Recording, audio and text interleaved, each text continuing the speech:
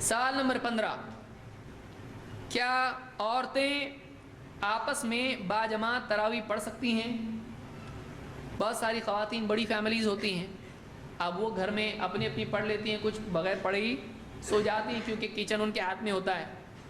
جس کے ہاتھ میں کچن ہے سمجھنا اس کی تراویح کچن میں ہی ہوتی ہے، کھانا بنانا اور یہ اور وہ، اور بھی چاہیے اور مرغے بھی چاہیے اور فالودہ بھی چاہیے، کھچڑا بھی چاہیے۔ بیچاری کا کھچڑا نکل جاتا ہے پورے بنانے کے بعد جب سب ہو جاتا ہے، اور حضرت تراویح کے بعد بھی آ کے بچا کے تھوڑا پھر اٹھ کے اس کو دو، تو کہاں سے بیچاری تراویح پڑھے گی اور کہاں سے کیا کرے گی؟ برتن دھونے کیوں؟ اس لیے کہ سحری میں پھر کھانے والی قوم اٹھنے والی، کھاؤ کھاؤ لاؤ لاؤ، رات میں کھا رہے اور فجر کے وقت کھا رہے، لیکن 2 ٹائم ایسا کھا رہے کہ دن بھر میں عام دنوں میں اتنا کھاتے نہیں۔ تو عورتیں عام طور سے ہوتا ہے کہ ان کی تراویح کی بڑی مصیبت ہوتی ہے، مردوں کو بھی ان کا خیال رکھنا چاہیے کہ رمضان کو نیکی کمانے کا مہینہ بنائے، کھانا پیٹ میں جمانے کا مہینہ نہ بنائے۔ اتنے کھانے کھا لیتا ہے کہ تراویح میں آتا ہے اور ڈکار لینا شروع کرتا ہے، اور سلام کے بعد جب باز والا دیکھتا ہے تو بولتا پیٹ ایسیڈیٹی ہو گئی، بہت کیوں ہوئی پیٹ میں ایسیڈیٹی؟ اتنا ڈالا کیوں اندر؟ اتنا کھا رہا ہے۔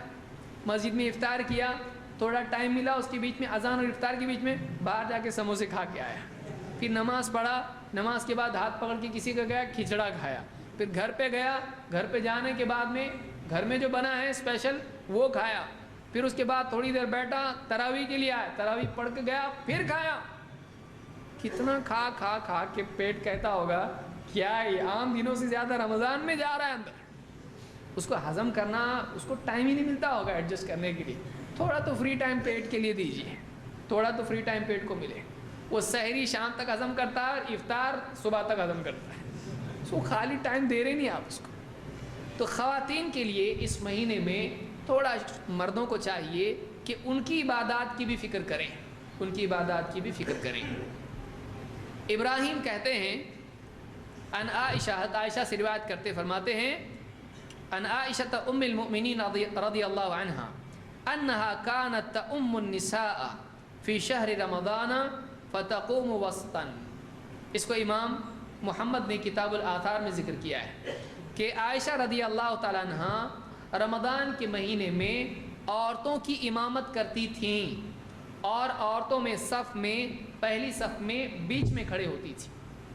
2 باتیں معلوم ہوئی، عورتوں کی امام تراویح میں بن سکتی ہے، تو گھر کی عورتیں جمع ہو گئی، کسی کا بڑا گھر ہے 10-12 عورتیں جمع گھر میں ہی ویسی بھی ہو جاتی ہیں، تو وہ عورتیں کیا کریں، آپس میں وہ جمع ہو کر ایک امام بن جائے اور باقی مقتدی بن کر تراویح کی نماز جماعت سے پڑھ سکتی ہیں۔ پڑھنا چاہے تو اکیلے پڑھنا چاہے اکیلے پڑھ سکتی، کوئی مسئلہ نہیں۔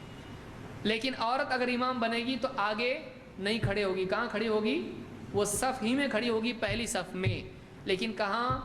کونے میں ادھر نہیں، بیچ میں کھڑی ہوگی، صف کے بیچ میں کھڑی ہوگی، سینٹر میں، دائیں بائیں کے حساب سے سینٹر میں، ایک دم ایسے بھی نہیں گنو 1 2 3 4 5 1 2 3 4 ایسا بھی نہیں ہے۔